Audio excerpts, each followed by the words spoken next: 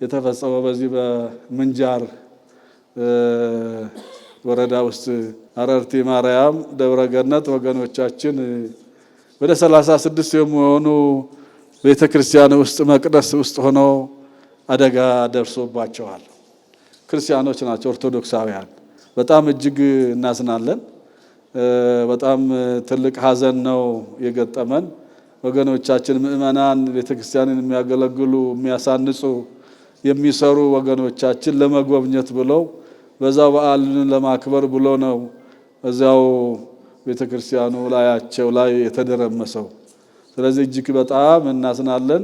እግዚአብሔር አምላክ የነሱንም ነፍስ በገነት በመንግስተ ሰማያት ያሳርፍልን፣ ቤተክርስቲያኒቷን ያጽናት፣ የነሱን ቤተሰቦችም እግዚአብሔር አምላክ ጽናቱን ብርታቱን ይስጥልን፣ ከዳግማዊ ሐዘን ይሰውረን።